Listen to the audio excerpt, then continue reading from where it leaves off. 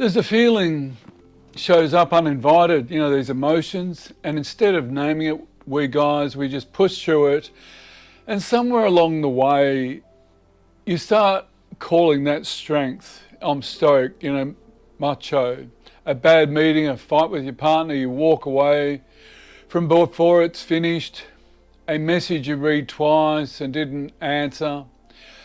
Something moves through you quick and sharp, but by the time anyone else notices, you've already filed it under fine, she'll be right, and gone back to the task in front of you. That's something common we blokes do. And yes, it's well practiced, and we are really good at saying fine and filing it away, locking it up in Fort Knox and putting a lid on it and never let it out. We've gotten really good enough that most people would say you handle things well. Nothing much bothers him. Here's the question we're sitting with today. What actually happens to the feeling you didn't stop for? You didn't feel it, you filed it.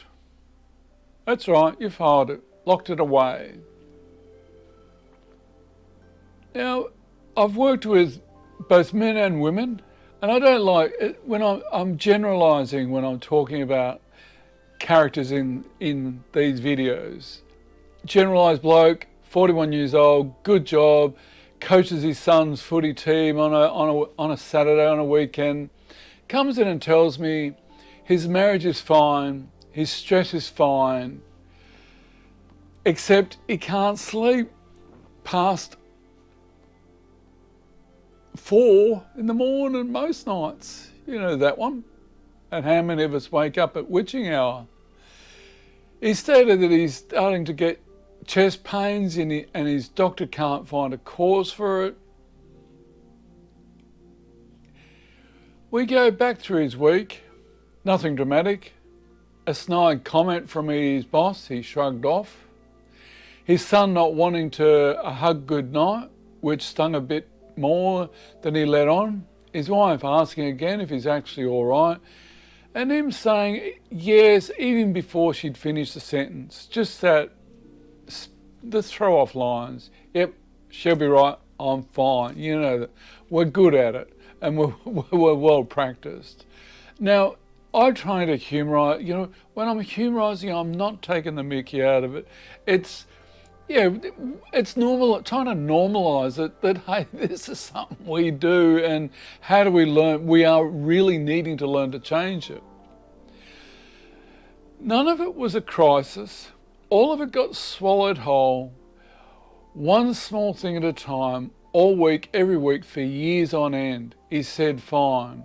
However, his body said otherwise. It started to, hang on a minute. That's not resilience. That's the body doing overtime for a mind that won't clock in. And I want to add here, the mind not clocking in, but what about the heart clocking in, the emotional heart clocking in? When we say fine, are we clocking that thing out?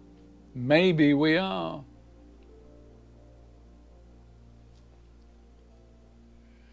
Here's what actually happens when you push a feeling past instead of through it.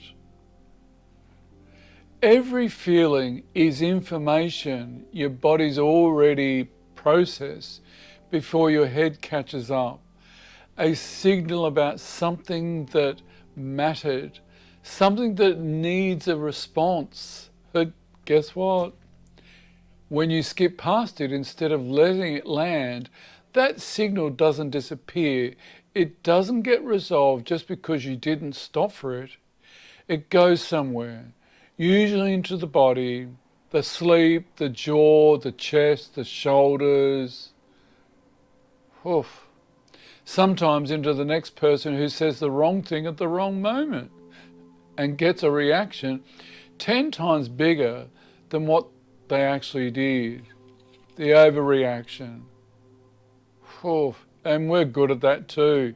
And doesn't it give you the shits? And don't you feel ashamed? Oh, when am I gonna learn? That drill. This channel's whole method is learning.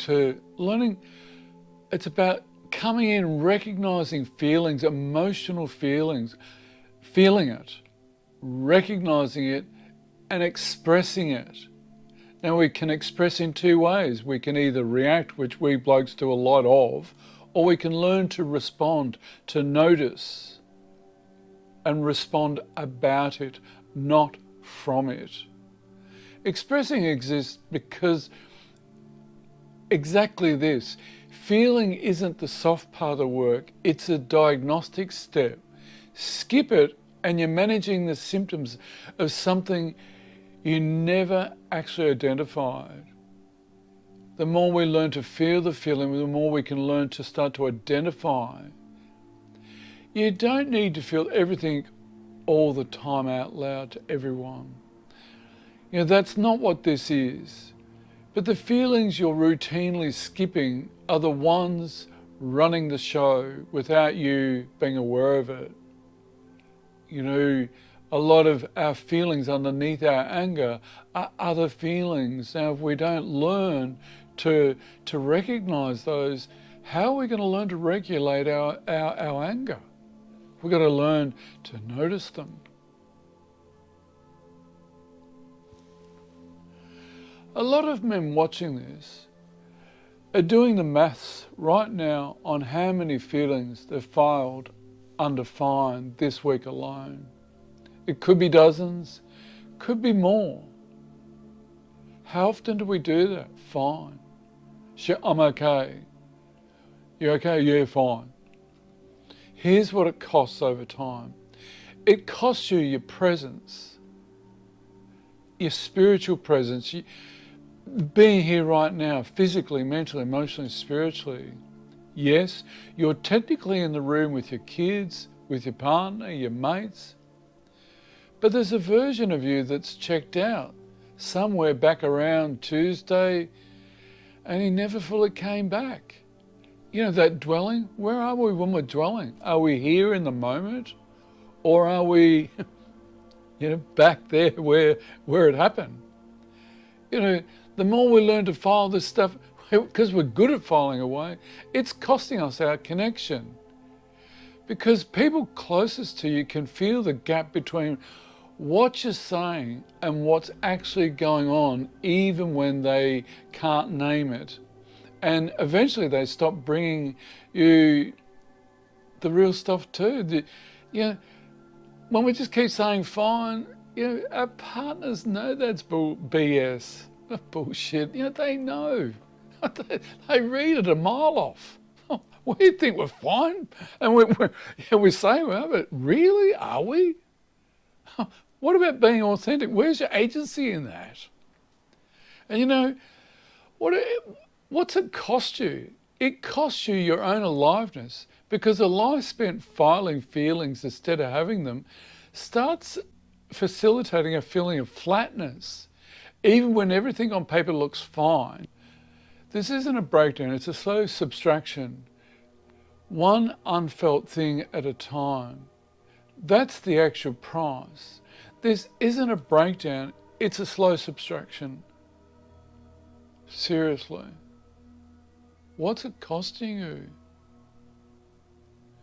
So here's the one thing to try, and it's smaller than it sounds. Give it a crack. Next time something moves through you, the sting, the flash of anger, the flatness after a hard call, don't push past it, and don't perform it either. Just name it, one word. Out loud if you're alone, in your head if you're not. That stung, oh, that had a bite to it.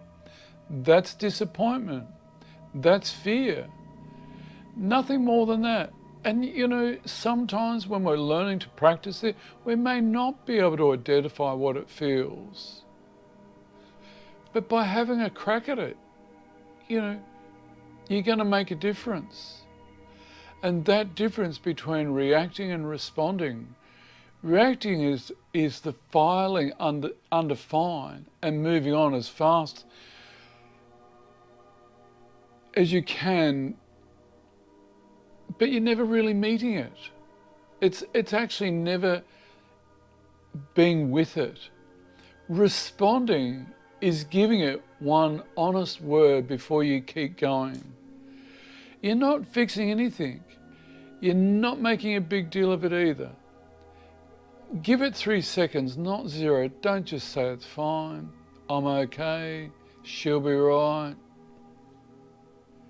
You spent a long time getting good at not feeling things, and somewhere along the way you started calling that a strength. Yeah, I get where that comes from. In the early days, you know, we were emotional beings, and it's a backhand to stop sooking, and we had to man up and macho up. It isn't a weakness to stop calling that either. The feeling was never the problem. The filing of it was, and that's what we were taught to do. And it's costing us. It's costing our mental health. Our emotional health underpins our mental health. What's it costing you? What's it costing you in your relationship? What's it costing you physically, mentally, emotionally, spiritually? Check in on that. Feel it to heal it. Be gentle.